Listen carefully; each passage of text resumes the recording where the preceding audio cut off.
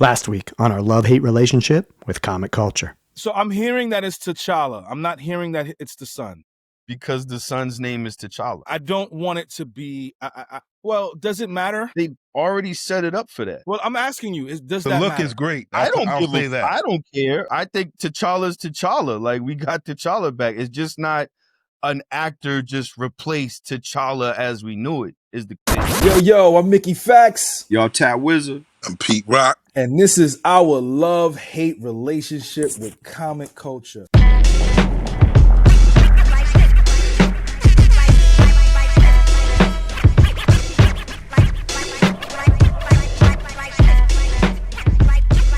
Welcome, everybody. My name is Mickey Factz. I'm Tat Wza. And I'm Pete Rock. And welcome to our love-hate relationship with comic culture.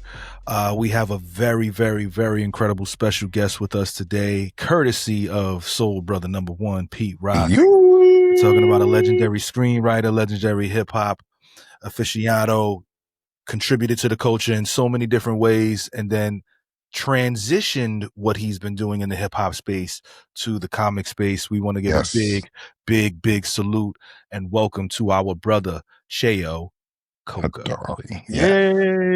Yo, well, thank you for being here. Like I was telling both Mickey and Tad earlier, Pete and I go all the way back to when I profiled Pete and CL for Rap Pages. You know what I'm saying? Wow. And it's like the fact that both of us are still in the game 30 years later, and the fact that now the tables have turned where I'm going to be the one interviewed. This is blowing my mind. Awesome, man. Ain't that crazy how life works? But the second thing about it is, what's crazy is, now I was just thinking about this. I remember one of the things that was so incredible about Pete is just that generation of what you were doing, what you and Q-Tip and other people were doing in terms of mining these older jazz records. And I never would have heard a record like Red Clay if it wasn't for what you guys were doing. I wouldn't know anything about, all like Bob James or any of those things, because I was literally, I was connected to the late Chino XL. And, man. Peace. Chino back in the day, he dated my cousin Timby in high school. And the thing was like, I was just like this geek that was just like, so obsessed with hip hop. Like I was the kind of hip hop fan that like literally, would take the Public Enemy record, because remember how I'm really gonna date myself. Okay. Let's now it's story time with Cheo. So once upon a time, before you could stream records, you would get a cassette, or 8-tracks were your grandparents, our parents. Right. Our generation was really cassettes. Vinyl was really more for DJs. Yep. But it was really about cassettes at the time and Walkmans, right? Yep. And so back with the cassettes, and here's a crazy thing. Okay, now I can download any record anywhere in the world, right? But even growing up in a place like Connecticut, I had to go visit like my aunt and uncle in New Haven, 40 miles away from where I grew up, in order to even get close enough to get to a radio station where I could hear WRKS or hear, Mr. Magic. You know what I'm saying? So you had to travel for that shit, right? Wow. And so every single cassette for me, I held on to that shit. It was so precious to me. And so what I would do is, like, when Public Enemy would come out with records like It Takes a Nation of Millions to Hold Us Back, if you had the liner notes, you would open the cassette, you have the cassette in there, and then you would have this whole thing. Some people didn't have anything in them, but Public Enemy, they were serious about the shit. Because you could open it up and basically, there was the Extra Strength Posse, which were all the Rush acts, and then he would regionally break down every single rap group that they ever met anywhere in the country. And I was the kind of fan, this is before internet, I would wait for these records to come out. You know what I'm saying? And that was the thing, it was like you just held on to the culture so much. Yeah. And so that's, fast forward, when Pete is sampling these records, all of a sudden it wasn't like nowadays where you can just Google or go to find this sample. You had to actually go to record stores and try to like find shit or dig it up. or you know what I'm saying? Or like, or a perfect example is like, if you were sample certain records, you would go to the Jazz Record Center, and then what they found out about it, they would upcharge that record like 400%. You know how much Like, Reminisce sample costs right now? I saw that thing go for $3,000, bro. Yeah. Wow. Yeah. But that's what I'm saying. So to make this work in terms of Luke Cage, one of the reasons that I was basically naming episodes after my favorite albums, it was a couple of reasons. For one, it was like I realized that people kind of consumed hip hop and shows the same way. And the same way how back in the day, like a certain record drop, everyone would just basically just sit down and talk about the record. And, that's how people started binging shows. So they would come out, everyone would watch every episode and talk about it. So I said, wait a minute, if I can make a show feel like a record and I could thematically have it like flow out like that. That was fine. I was just thinking like, okay, like, so what are some of the artists that like just with the titles alone, like have themes that I can bend, the storytelling around. And so the first time out, it was Gangstar. Second time out, and also knowing that Pete was a huge fan of the show, that was really influenced me, for the second season. To name it after, Pete and CL's records. Cause, Pete's sake. Well, that's what I'm saying, because if that was just a happy coincidence, Pete and Uncle Pete and like, you know what I'm saying, and the creator and all these things. But then the crazy thing about it is people weren't just watching the show. There's an entire generation of young fan that all of a sudden went back and started buying the records. They started streaming. That was the first time they'd heard of Gangstar. That was the first time they'd heard of Pete Rock and CL Smooth. For us, I mean, we basically listen to these records 20, 30 years, all the time. They're so good they sound brand new. But for for this new generation, they're listening to those records the way that we used to listen to James Brown. Yep. You know what I'm saying? And now being an old head, like an unk, whatever you want to fucking call it, I see that as an honor, honestly. You know what I'm saying? Me too. And that's the craziest thing is like, I don't think any of us thought that we were going to be part of a culture where people were going to revere what we did the same way that we used to revere what people were doing 20, 30 years before us. So it's just, it's crazy, Yep. That's how the world turns, I think it's amazing, to see your work, and hear about your work in Rap Pages, to go to where you are now, right? When I think about me growing up as a kid and loving comic books and loving hip hop, Biggie Smalls was a superhero to me, right? I know Pete probably ran into him and met him a couple times, and I'm sure came to my house. I mean, come on, Chris. I mean, like that's the thing. It's like everybody knew Chris. You know what I'm saying? Right. It's like he was like literally like he was known in Brooklyn years before before he ever recorded a record. It's like if basically if you showed up on Fulton, he was going to be on the corner, either trying to sell you something or just in a cipher. You know what I'm saying? And so it's like, and that. The way that people would congregate in New York, just in terms of producers, sounds, MCs, everybody knew each other the same way the jazz musicians all know each other. You know? Yep. So, and they made records together too. Yeah. I mean, I think that Biggie was a superhero to me. Yep. He was a literal superhero to me because I was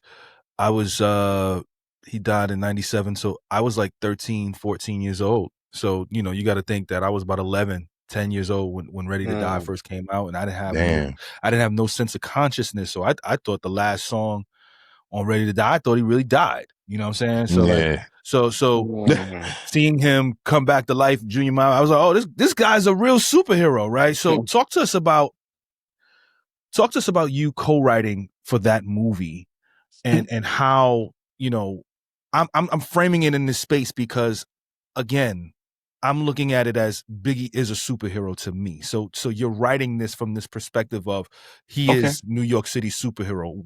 What was that process like for you? Okay, so, and it's interesting that you're using superhero metaphors because in a weird way, that's actually what happened in real life.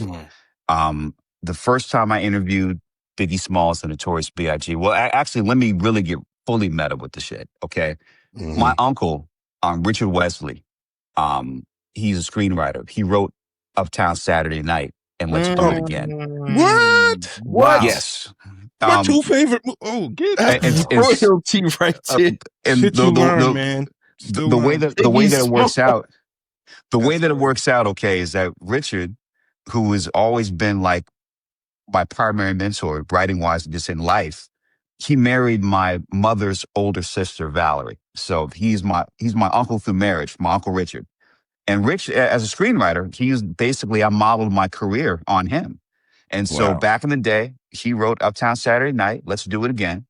And so one of the characters in Let's Do It Again is Biggie Smalls. Biggie Smalls. Mhm. Yup. Yes, sir. Okay, so I've always grew up hearing the name Biggie Smalls. And so like Played by Calvin Lockhart. Yes, sir. Wow. And so that was the crazy thing, was that the reason that Biggie had to become the Notorious B.I.G. was because there was some random rapper that had licensed the name White before guy, white him. kid.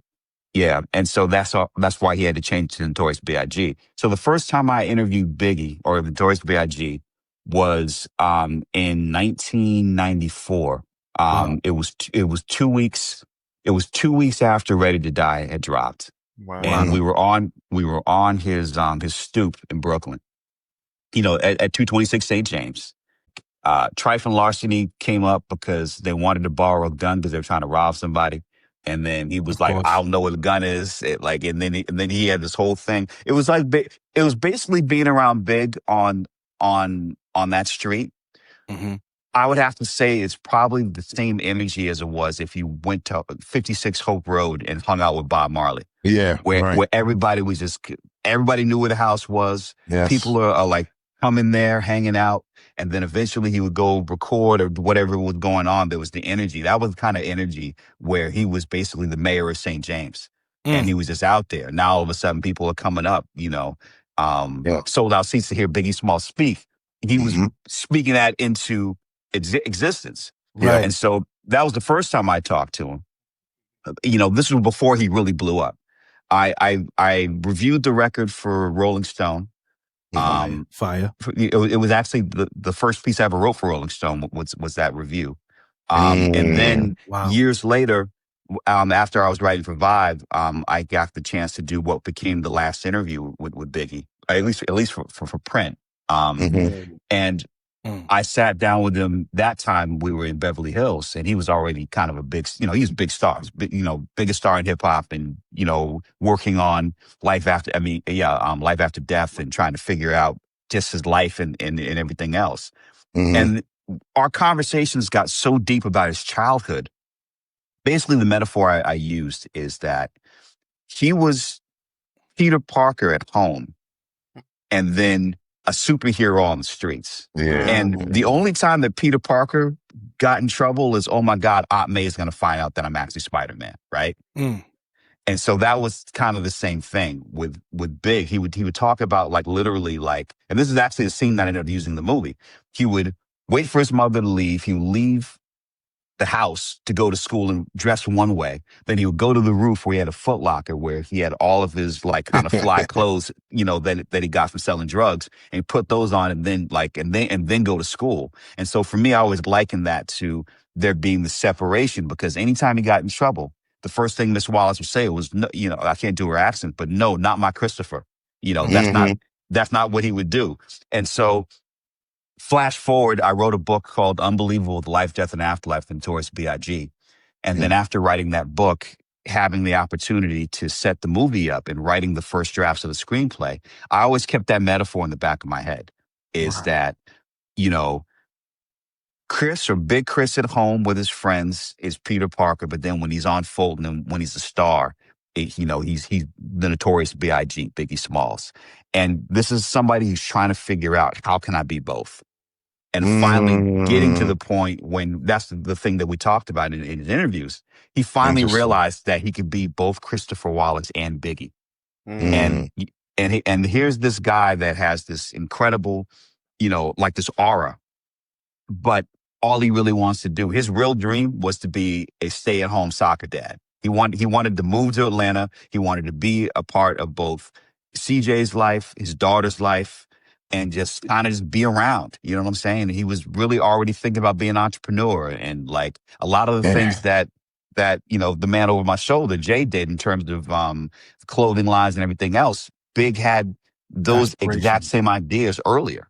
You know what I'm saying? And was already moving in those directions. And that's really kind of the Brooklyn thing Man. was that, you know, he had a lot of the ideas that ultimately would have made him like a hugely successful.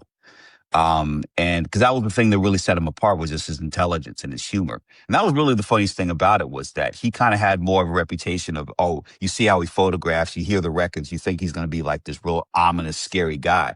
But he was funny as hell. He was a comedian. And the funniest part about it was, and Pete can relate to this. I'm about to talk about his cousin Heavy. Is Heavy had the reputation of being the jovial, cuddly, nothing but love for you, baby. But and he was. but at the same time, he was also more gangster, Wow. and so it was always the reverse. Yep. And which is kind of like the craziest thing about the music. You know what I'm saying? It's like, I always found that the people that put out the softest records usually in real life are like the hardest, the hardest hard rocks. Illest Like relationships MC Hammer. MC Hammer, he pops and people like soaking in, but he's like a real street dude. Do not Tone Loc. You know what I'm saying? Tone Loc putting out all these pop records, but shot a fair one with the Booyah Tribe. And like shit was like, it's legendary. Like, you know what I'm saying? It's always like that. Yeah, how things work out. Shout out to Tone Loc. Shout out to the Booyah Tribe. Shout out, word up. But in terms of the movie, so I got to write the first two drafts. Reggie Rock Bythewood, who wrote Get on the Bus, came on. And then that was a good movie. And then he rewrote me. But I learned from that experience. The movie that I wrote was factual, but like more expensive. It was bigger. I didn't know anything about writing for budget. I didn't know anything about how to interpret notes in a way that, could be made dramatic and understanding how to work with directors. It was my first time doing anything in terms of, I was used to being a journalist where, you write something and that's it, as opposed to how the collaborative process of writing a movie.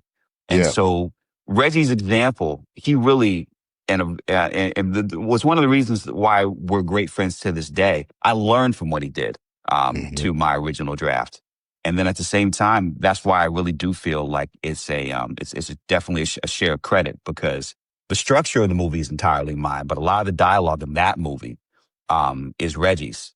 Nice. But what I will say is that, like, that's why in some ways, like, I'm emotionally more tied to things like Luke Cage and the work on television that I did, because as a writer, it's like, more of the things that would have gotten changed by somebody else didn't get changed because I directly wrote those lines of dialogue, and that really more reflects me. But Notorious is always going to be, special to me because it's the first, and so, got it right there with my shoulder. Yes, sir. As you should. And I was digging the music selections in Luke Cage also. Yes, me too. I was really digging that. And I think that just comes from his knowledge, of being a journalist in this space.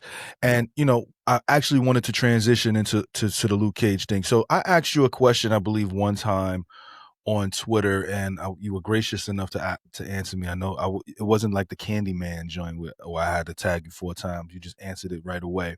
But I think it's just important to kind of touch on this and speak on this right now. Our good friend, and I'm sure you know him as well, Cheo, Crondon is now Tombstone in the Spider-Man, right? Okay, yeah. And I remember asking you, I was like, why were you not able to use Tombstone in Luke Cage? Because he is the Harlem villain, right? Like the people that you used, fantastic. You went above and beyond. Cottonmouth, Bushmaster, Ali to do it. That was fire. But we all know Tombstone is the Harlem guy. He's the most popular villain from Harlem. So what was the reasoning why you could not use Tombstone? And was he your first choice as a Luke Cage villain? And what were your thoughts behind that? Okay, well, a couple of things. Well, first off, it's like, and this is where things get not crazy, but you have to kind of understand what happened with Marvel as a company. Marvel, under Stan Lee's tutelage, like back in the day, you know, people had a very limited idea of the scope of Marvel or DC television, film, the possibilities. And Right. in the beginning, DC was way ahead of the curve because Batman, when Tim Burton did those Batman movies back in the day, you Blew know, up. people thought that Batman was going to be like it was on TV, like when it was, you know, the big bang pow, like the, you know, the old television show, you know, with the incredible theme. But Adam then once West. Tim Burton did that and Prince did the music for it and became this whole thing, all of a sudden Hollywood studios were like, okay, we can make, you know, movies and film out of these properties. And so, but it still kind of had this reputation where it was like, okay, it's not going to be serious or gritty. Like, mind you, the comic books in the 80s, like particularly with Frank Miller and Chris Claremont, were like, the storytelling was incredibly gritty. You know, the graphic novels were incredibly gritty. Yep. Whether it's a Killing Joke, whether it's, you know, Dark Knight Returns, the comic book movies did not at all reflect at all the reality that was happening in the comic books themselves. You know, and so at the time, those rights weren't necessarily as lucrative, and I think that because they were short sighted, they sold them off pretty quickly and they sold them to different places. And so as a result, that's how 20th Century Fox, you know, gets that deal for so many years where they had Fantastic Four and the X-Men locked up. Yeah. And Sony happened to have Spider-Man. And Right. there were all these different versions of Spider-Man. Because when they sold Spider-Man, and this is all just public knowledge. This is not anything I'm not breaking any protocols here. When they sold off Spider-Man, they also basically sold off all of, you know, the various villains that Spider-Man had faced off with. There were like 50 or 60 different characters. That was Craven. part of, yeah, like all of that. And anybody that's Spider-Man related, Venom. all of that went to Sony. Yeah. And Tombstone was one of those characters. And so that was Wow. locked into the whole Sony thing. And so at first, back in the day, it was James Cameron was going to do a Spider-Man movie. Yep, it sure and was. there's a treatment that you can find on the internet that got out there. It's really amazing because it's an incredible blueprint for how to write a movie. Because, you know, James Cameron, as a, you know, he's known as a director, of course, but he's also as a writer, really instrumental to my style because he had this thing called what is now called a scriptment, which is a highly detailed treatment that is the blueprint for how he would write his screenplays. And that was one of the ways I learned. Besides, you know, my uncle, reading James Cameron's scriptments is kind of how I learned how to structure and write movies because the scriptments for The Abyss, the scriptment for Aliens, the scriptment for The Terminator, they're all out there on the internet if you look them up. If you look up James Cameron's scriptment, they come out there. But they break down like on a granular level, like how to write a movie. Not that dissimilar to sometimes like you now on YouTube will see people like break down like how you layered your samples or get real deep into like the weeds of how the things that you just kind of just do naturally. Yeah. And so James Cameron at one point was going to do a Spider-Man movie. That didn't work out. Eventually Sam Raimi got it. The rest is history. But all these rights are kind of out there and they were complicated for a long time until streaming happened, until Netflix happened, until people had the kind of money where they wanted to spend things. Yeah. And then even with that, it's like once you get to Netflix and Marvel licensing the characters of the Defenders, Luke Cage, Jessica Jones, Iron Fist, you know, The Punisher to Netflix. Yeah. The characters you could and couldn't use are kind of all like really organized in terms of who you can use, who you can't use, all that kind of stuff. And so Cottonmouth, I basically used him because of his prominence in the early, you know, Heroes for Hire comics. Yep. Right. Yes. And that was the thing was that he was, I knew I was going to use him. I knew that I was going to use Black Mariah. But everything else in terms of the changes were just like certain things had to change from the comics because certain decisions were made before I even had the opportunity to do the show. So there is some controversy. Perfect example of that is, the way that I use Diamondback. Because Yes. and in the original comic, of course, they were part of the same gang.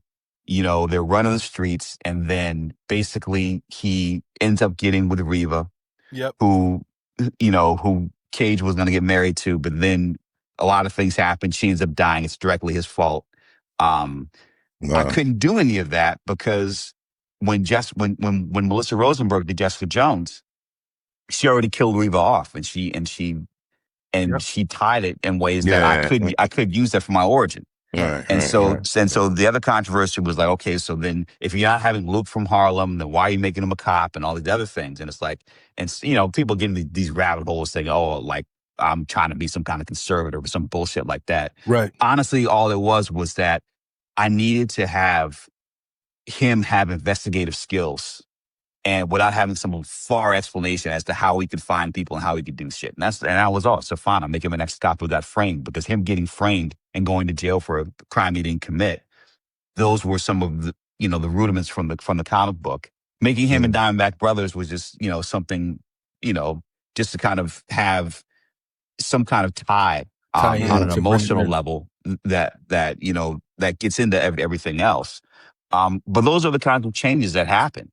And sometimes people think it's like some huge thing, or it's like somebody has a gun to your head, and it's not really any of that. Sometimes it's literally just sometimes the practical things that happen when you're trying to break story and you're trying to get a story that makes sense on all these different levels, you know?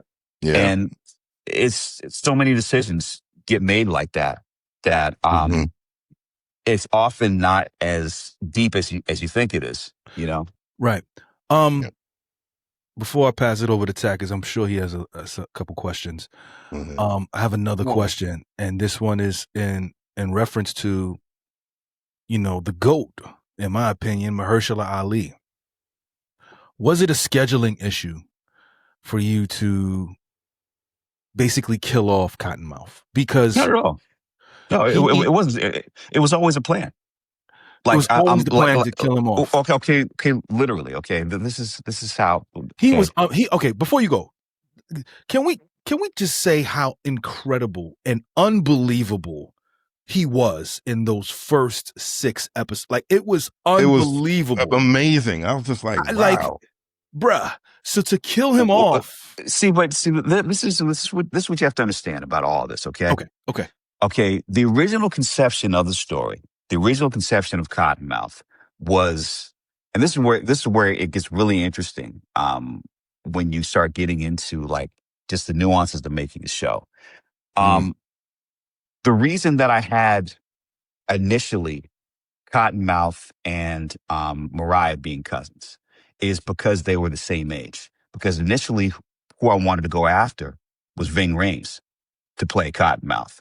And it was going to be Ving Rhames matched with Alfred Woodard. And I was thinking Ving because Ving had this kind of Nicky Barnes vibe. And so I was trying to really kind of root, a certain reality in terms of that. But then all of a sudden, well, a couple of things. First, Ving, I think he was already doing another Mission Impossible. There are certain things that were happening. And so there were a number of actors that we were thinking about who would be good for Cottonmouth, because, and this is what's interesting about it is, the actor that we ended up making Diamondback, his audition for Cottonmouth was amazing. And really, the thing that was interesting about it was that, the same way that you also hear the stories about how there was an actor in Pulp Fiction who almost became, Jules in terms of the Sam Jackson character, because the audition was that amazing, but you end up having him in the cast anyway. That was the thing, was that seeing his audition, it made us realize, okay, we need a younger, brawnier, basically villain. Both, we need somebody dynamic to play Diamondback, and at the same time knowing that we're going to kill the character Cottonmouth as this twist. The reason here's the thing. The reason that Cottonmouth was always going to die was because of the fact that I wanted, as a comic book fan, I wanted for people watching this show to feel as devastated as I was when when Guardian died in Alpha Flight 12. You know what I'm saying? I wanted, Wow. I You wanted went there. people, I wanted people to feel like what it was like when Impact. Yeah. in Kraven's Last Hunt, when Kraven killed Spider-Man, and we spent all those months of the second, the next issue he comes out, Spider-Man's still dead, and Kraven is now putting on a Spider-Man suit, and like, you're like, I can't believe they actually killed Peter Parker. Killed, know? So that's why I say, like, locked in to episode 7, Cottonmouth's character was always, that was always the plan. Okay. And so it took us a long time to finally get to an actor who we could all agree on and that would do the role. And the thing was that, Lorraine Mayfield said, we've talked to all these different people. We're like, have you ever considered Mahershala Ali? And I was like, yo, the cat from House of Cards, from the 4400? House of Cards. That's my shit. And they were like, yeah. And so, like, of course, I love him as an actor. This is really interesting. And it was two things. First thing was, like, knowing that I wanted music to be a part of it. Like, I'd read something and actually found his some stuff that he made with hieroglyphics. Yep. And Tajay is an old friend of mine. So, like, that was one thing. Like was like, yeah, okay, he's got that pedigree. But then it was also just like there was a vibe. There was just always, he had a presence about him. Even in a role like that, I think his character's name was Remy on House of Cards. Mm-hmm. You just knew Remy. that. Yep. You just knew that anytime he was going to be in a scene, like, he was going to be dynamic. And Authentic, the thing was that we, without auditioning him, we said, okay, we're going to cast you as Cottonmouth. And so I had a conversation with him, and I said, I'm not going to hide the fact that the character is going to disappear in episode 7. We have an option. When you, hopefully I'm not going to get sued by Marvel, but fuck it. Where you basically, we have the option of changing our mind and locking you in to a contract that would lock you to the show for as long as the show exists. Right. But I'm going to give you my personal word that you want to do 7 episodes, you want to be out after episode 7, then because that's the plan for the character anyway, man to man, of course, I'm not going to alter that. And then, of course, he comes into the show and he's just like the most dynamic, like, I mean, just every episode just better than the first and just so incredible. And that was the thing, was that we get to episode 6 and Alfie is in tears begging me not, to change my mind. Wow. Jeff and I said, I gave the brother my word. I'm not going to hold him to the contract. Not to mention the fact that, here's the thing that was really interesting, is that the reason that Mahershala has the same haircut in Hidden Figures and Moonlight and Luke Cage is he made all 3 at the same time. Wow. So on his off days from Luke Cage, he would fly and do his days on Hidden Figures, and on his off days, we worked our schedule so that he would have outs to make this independent film in Florida, which turned out to be Moonlight. Wow. So all 3 of them are good everything. movies. So House of Cards. he knew that he was about to make the transition from television to film. Yeah. He knew that he loved what he read and that he wanted to be a part of the show, but he also knew that he wanted it to be his last television role, and that the plan was always to level up in features and go that direction. And it's interesting that you kill him off, and then that was his last time on television. Yeah, and so that was the thing, which it's one of the reasons why he and I are so cool to this day, because, like, he did not want to get locked into the kind of situation he had with House of Cards, where he lost opportunities doing film because it would take so long between seasons and he couldn't do certain things that he lost opportunities, And so that was the thing about this, was like, because people on the internet all day long say, yeah, if you knew Mahershala was going to be Mahershala, you wouldn't have killed him. Yeah, I'm like. Part of the reason that we're cool is because of the fact that he knew he was going in this direction. We were lucky enough to have him on the show and part of the ensemble, and the fact that it made it that much more devastating. The fact that we were going to finally sympathize with him as a character in, a Kayla Cooper's brilliant episode, and then ultimately you know, what happens in episode 7 happens. And we'll be right back. Welcome to Merrick Studios, where stories take the mic and culture comes alive. We're not just a network, we're family, bringing you smart, soulful, unfiltered conversations. And this season, we're bringing the heat with our biggest lineup yet. Whatever you're into, music, sports, business, we got you covered.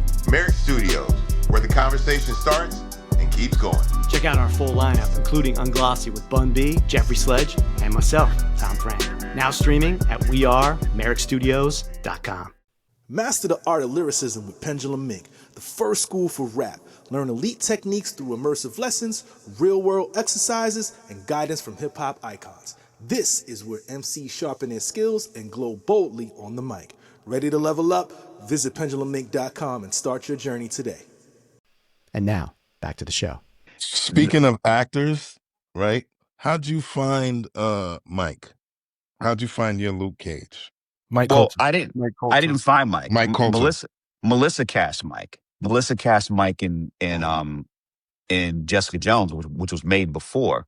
Yep. And so I just got a heads up. I got a heads up that that Mike was going to be cast, and I was somewhat familiar with his stuff. I said, yes, he seems like a great choice. And then what was crazy was the original plan was, you know, Daredevil was being made, Jessica Jones was being made. The third show was supposed to be Iron Fist. But this is what I say creatively to everybody who says, you know, if you have an idea, just sit down and do it. It was a Saturday, and I was supposed to go with my wife to, like, I think a work event that she had, and I said, you know what, I'm feeling something creative, and I can I not go? I'm just gonna write. and so I sat down and I wrote basically a series overview that was so comprehensive. I didn't realize how comprehensive it was, but when I wrote it and I handed it into Marvel, they were like, you know what? We know what we're seeing in Jessica Jones. This plan for Luke Cage is hot. Let's jump the order. And so let's go with Luke Cage before Iron Fist. I didn't realize that Saturday that I sat, like, 'cause at the time, you know, we had a small condo and like my office was literally in a closet, like a little desk in the closet. I had no idea what I was writing in the closet was going to change my life in that respect. And then boom, that's what happened. And then all of a sudden they're like, congratulations, you've got a green light to go. And Mike at the time was, I think his wife was pregnant. Yeah, his wife was pregnant with their first child. And he thought he was going to basically have 8 or 9 months and not be working. And all of a sudden he was going to be next. And the thing was like, I'm calling to deliver what I thought was great news. I call him and he's freaking out. He's like, oh my, he's like, I can't, like, I'm not ready. Like, there's all these different things. But it turns out that we were neighbors in Studio City, you know, in Studio City, California. And so it immediately bonded us, because as I'm trying to talk him off the ledge, I'm also realizing that part of being a showrunner is not just the writing. It's being able to navigate the politics of studios, but then at the same time also being able to talk to and be a partner and a creative force with the cast. And so my relationship with Mike was important, you know, and as it was with everybody, you know, that was a part of the show. And like, that was the thing, was that we were definitely a family. And to this day, anytime that we see each other, we're always happy to see each other. That's really the whole testament, is that, like, I've been on shows where you do press and everyone goes their separate ways and it's just fake. But this show, it's like every time we run into each other, every time we have these moments, like, we are just giddy. Like, I remember, like, when like, there were tears when the show stopped filming because we weren't hanging out. And then when we started doing press and started coming back together, it was just like, it was like a family reunion. You know what I'm saying? And so it's always kind of been like that. And so it's even funny, like even with like a character or a villain that gets, you know, killed off, but then you're all together as a cast, and you're all happy to see each other. And so it's always, you know, another show that's like that, because I'm friends with Wendell Pierce and also Clark Johnson, who ended up directing our finale of season 1 and episode 9 of season 2. So I'm not part of the quote unquote Wire family, but like, I know Tristan Wiles, like, I know a lot of the actors.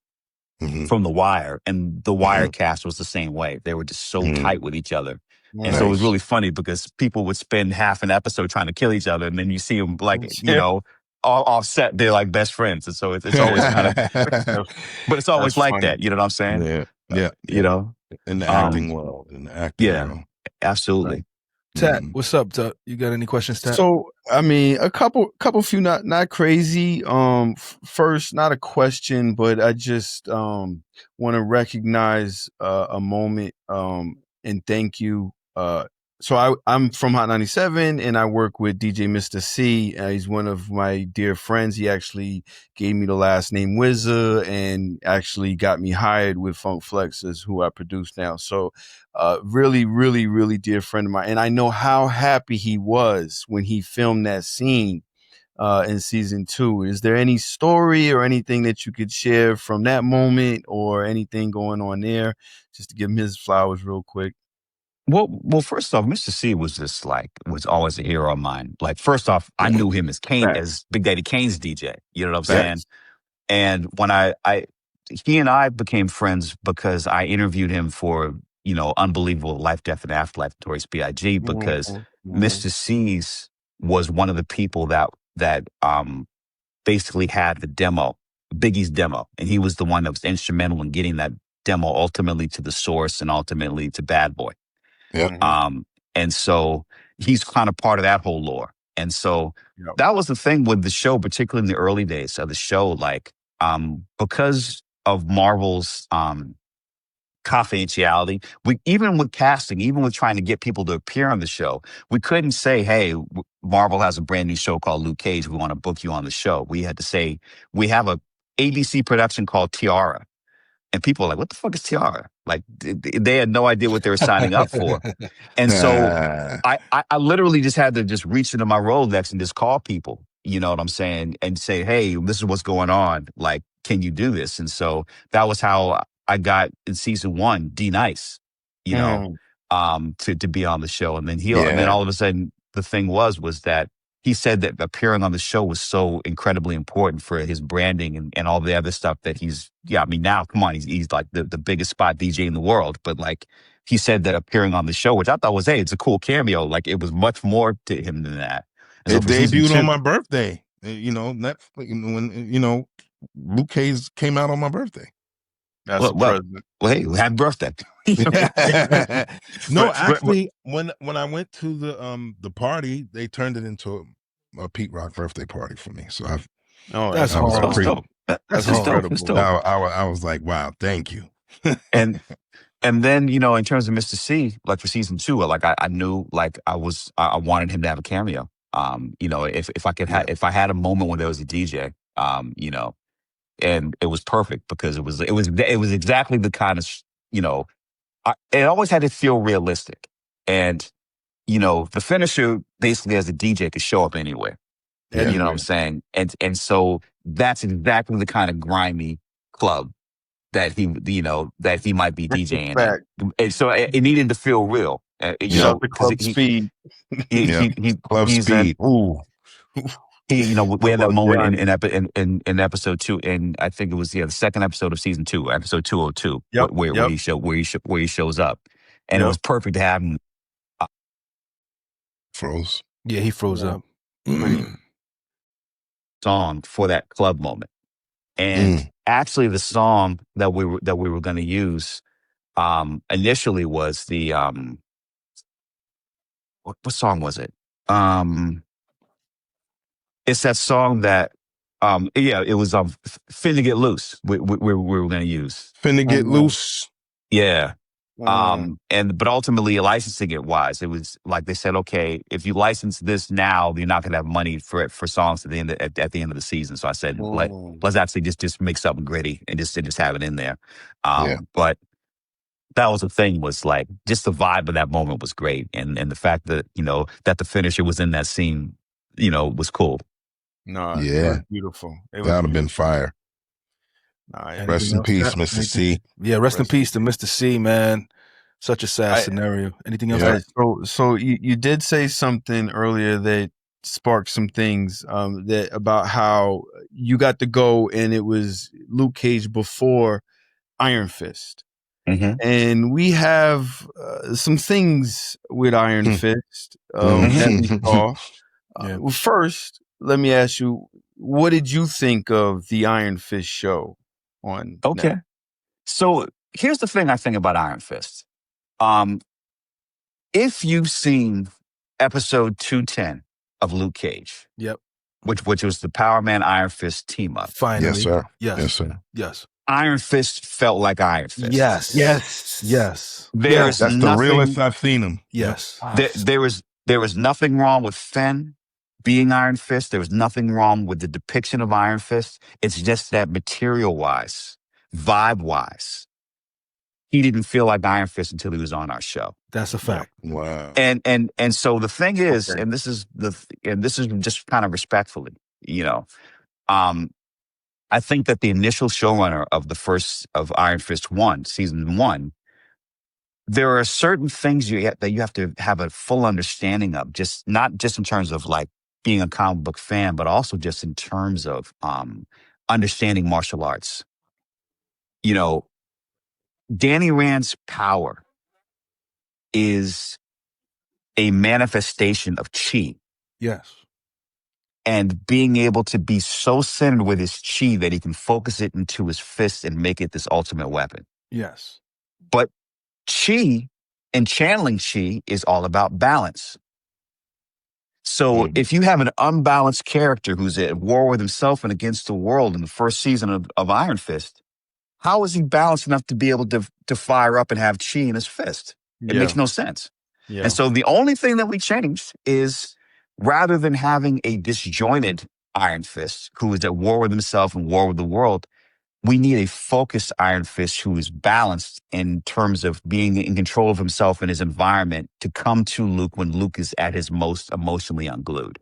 And that's what we did. We had this whole thing where it's like you kind of have a more happy-go-lucky version of the character who is balanced, and so he's able to to fire the fist, for both a spiritual level and just character-wise. Contrast that with Luke, it just made for a team up that was great. You know what I'm saying? Yeah. So it's not that I don't think he was miscast. I think part of what it was that you have to kind of love the character and love martial arts to really, Get into bring it. something, Vibe with get it, into yeah. it. And I think that I'm not saying, I think that if there was the opportunity to really kind of have the character or do a redo like Iron Fist, it just aligns naturally with Luke Cage. With Luke. And Power Man and Iron Fist. Gotta have Power Man and Iron Fist. And for me, Cheo, I never really enjoyed how, and this is no slight to their showrunner over there, I just didn't enjoy how his power set looked. It looked like he was holding a firefly every time, as opposed to when you look at Iron Fist in the comics, there's like an aura. It's almost like a fiery aura coming off of his hands. But in the show, it looked like he was holding a firefly. Like or a glow stick. Like or a something. glow stick, right? And it's like, now is that, and obviously I know you don't know, but do you think that was like a budgetary issue? Why they couldn't just like make it more? Well, 100%. I mean, here's the thing. It's like nowadays, it's like, okay, we've gone from an era where say, for example, argumentatively, a show like Game of Thrones, you would have a dragon once a season. Right. To now, you got to have dragons every fucking show. They got a whole show of dragons. you know what I'm saying? So House of the Dragon, there's a dragon every episode. every for year. 5, 10, 15 minutes. So the episodic budget for those shows is huge. I can't speak for the other shows, but I can say that for my show, the budget for Luke Cage was probably the catering budget for Game of Thrones. Crazy. I'm being sarcastic, but comparatively, it like if I actually told you what we made those episodes for, you would just blow your mind. But my whole thing was, the reason I leaned on the music is culture is the cheapest special effect. You know what I'm saying? And if you make a show that resonates culturally, it's going to appear to be worth more and more expensive, which is why, just in terms of our aesthetic choices, the show holds up to anything that's coming out that's probably budgeted 5-10 times more. Right. And the second thing is, if you're wondering why Luke Cage, didn't have the kinds of powers that he has in the comics, where he's basically strength wise probably neck and neck with Ben Hulk. Grimm or with Hulk Hulk. or even that's why you don't see Luke Cage throwing buses, because we can't afford that shit. Yeah. Right. But but if I was lucky enough to be granted the ability to do a Luke Cage feature, I would have Luke doing all types of shit. Doing all that yeah, shit. so I was gonna ask that, like, so is his power set like that in your universe? Can he In throw your a tenure. bus in your universe? Can he throw a bus? Well, in my mind, if we had the budget, absolutely. I would have loved to have him do the stuff that we've seen him do in the comics. Okay. And Okay. I had training sequences and things of that nature where, like, you really would get to see him hit the upper levels of his power. Like, if we had the ability to cross over into the full MCU, which back then we didn't have, but now, the way things are aligned with Disney now taking over the shows and everything being in one place, of given the opportunity to do that and be able to do the kinds of natural crossovers that you couldn't do before. Yeah. I'd love to see a fully unleashed Luke Cage. So, and this is going to be my last question. I think we might have to kind of close it out. I think from my perspective, I think you said something extremely poignant, right? About Iron Fist. I believe that if you were to come back, if Cheo was to come back, that it should be a Heroes for Hire, and I don't think it should be. I don't think it should be a Luke Cage season 3. I think it should be a Heroes for Hire, because what you did with Iron Fist in that series, in that series alone, you did better than 2 seasons of Iron Fist and 1 season of the Defenders. Because again, Finn, I think he's okay, right? He's an okay guy, but I think you brought him out, and it felt more like Danny Rand. Like, he felt like Danny. It was like, okay, it's him. He felt so whiny in the first season, and he was complaining a lot. He was complaining a lot, and I get it, because he's a quote unquote rich kid, but it just didn't feel like what my father was reading. Like, it just didn't give that. So here's the thing. It's like, we had incredible plans for a season 3 of Luke Cage, which ultimately, there are all these rumors that it was like, there was creative differences. The only creative difference was that budget, from the standpoint that Disney knew that, or Marvel knew that they ultimately wanted to reacquire the Netflix characters. Right. And so that's, that reacquirement was the reason why another season wasn't made. It wasn't anything creative, because the stuff that we had planned, I can't get fully into it. That much contractually I can't do. The one thing I can reveal is the same. Season 1 was Gangstar titles. Season 2 was Pete Rock Steel Smooth titles. Season 3 was Public Enemy titles. The first episode was Public Enemy #1. The last episode was Rebel Without a Pause. And there are certain things that so I would basically want to do both. I would want to continue to have, if I was ever lucky enough to get that opportunity, I would love to do more seasons of Luke Cage, but then at the same time, also as a spinoff, be able to do Heroes. Can I be in it? Can I be in it? Come on, you already know you win. You already know you win. Well, no, because I was going to give you a record store called Platters That Matter. Oh, That's more like that's more like me. That's the whole thing was having it like kind of be organic, so that you see more of the more of the neighborhood. But that was the plan. Yep. I used to go to Bobby's house on 125th. I used to be in there too. Yeah. So Bobby Wendley's. Yeah. Yep. Wow. But that's the thing. It's like, if given the opportunity to kind of expand, that would, But here's the thing, because the other question that I always get is Luke Cage coming back? I honestly don't know, and I'm not being coy. I would assume that they have plans to possibly bring the character back. Am I a part of those plans as a showrunner or a writer? Who knows? Right. The only thing that I can definitively say is that I feel that I was lucky enough to have the Sean Connery version of James Bond and Luke Cage. Yeah. And they're going to be different versions of Bond, the same way that they're going to be different versions of Luke Cage. I was lucky enough to, with my culture, to have what I feel is like a seminal version of Luke Cage. And I would love the opportunity to come back and do more with him and do that. But if they go in a different direction, I'm not, of course, it's like, I understand. Or even if they go in a direction where they bring Mike back and they don't bring me back. My thing is like, always focus on your GPA. Get paid always. I'm never going to begrudge a brother a check. You know what I'm saying? Yeah, bro. Or in a, people get bitter about that kind of shit. I don't get mad at all about that because every opportunity that presents itself, you have to take. Yeah. So I just don't know what's going to happen. All I can say for myself is that as a geek, I loved writing Luke Cage. I would love the opportunity to continue writing those characters and bringing people back and doing certain things. But if it doesn't go that direction, like, this is not me being diplomatic. I'm going to support it 100% because I feel that what the character and what that universe represents is more important than any one individual. And because we all love it, particularly those of us who are part of that show, we want to see it survive, even if we're not a part of it. You know what I'm saying? Yeah. Yep.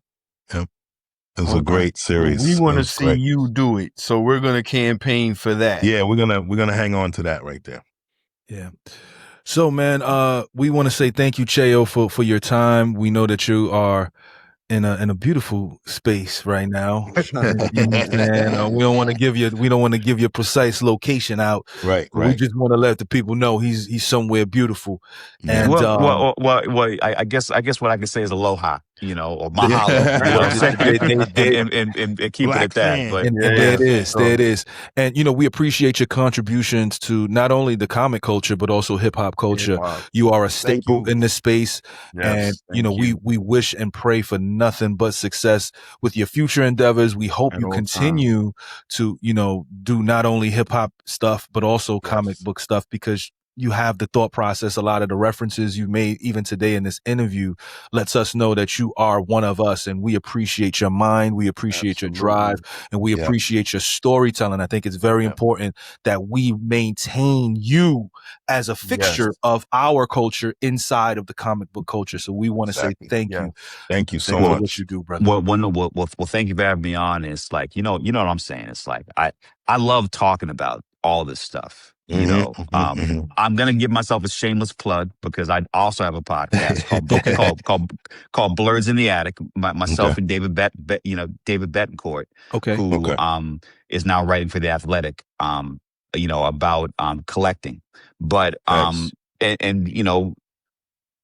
the same way that, like, we can be guests on there. Exactly. The same way that Luke Cage and Black Lightning, even though people try to always pit us against each other, I was always cool with the Achilles, and I was always happy for that show, and vice versa. I'm hoping that we're able to have a similar relationship. But my whole thing is like, I'm real easy to approach. You know what I'm saying? And anybody that follows me on Twitter is like that's the Candyman reference he was saying, because I told Mickey, I said, look, you mentioned my name 4 times, I appear. I don't give a fuck. like I'm here for all the debates. Yeah. And so, because I'm a fan of this culture. Yeah. And I think sometimes people take it too seriously. Or they get angry about things and they start pointing fingers and all that. Snyder, like, it just can be really toxic. And I think my whole thing is like, it should feel like the kind of comic book, conversation that we would have every Wednesday, waiting for our bags and backs, talking about comics. And I feel like this is the opportunity for all of us to have those conversations. So thank you for having me on the show. But at the same time, if you just want to just have me come and just talk about what I'm reading or what's going on, and just comment in general, like, I'm a fan. I'm a geek. I like, so like, I'm here for all that shit. We're gonna have a part 2, and we're gonna jump on your show and show love to that. This is not, there's no contractual agreement stopping Netflix and Hulu from working with each other. You know what I'm saying? We're gonna cross paths again, and it's gonna be a great time, because there's still some other questions that I have, and I'm sure Tat has. So we'll get to that when we have you spin the block. But also, I dropped something with De La Soul. Yes. There you go. Yes. Yes. That De So La check joint. for that. They album's gonna be crazy. Yes. I can't wait. Can't wait for that. Yep. And my album he's just also a came out. comic book head too. Paz. Yeah, we got to get Paz on here too. Yeah. My album just dropped. One Above All. I took one of the panels Comic from book. from Doom and Secret Wars. So you know, I think it was issue 8 or issue 9 when he became God Doom. I took that and reimposed myself in there. I'm really a blur. So shout out to that. One Above All is out right now. But in closing, we appreciate you again, Cheo. My name is Mickey Factz. I'm Tat Wza. And I am the Chalk Boy Wonder, Pete Rock. And this is our love-hate relationship with comic culture. We will see you guys next week. Keep it locked. Excelsior. Peace. Excelsior, motherfuckers. Our love-hate relationship with comic culture is hosted by Pete Rock, Mickey Factz, and Tat Wza. It is produced and edited by Tom Frank and distributed by Merrick Studios. Follow us and leave us a comment on Instagram at Comic Culture Podcast. Yo, Cheo, that shit was fire, brother. No, thank you, man.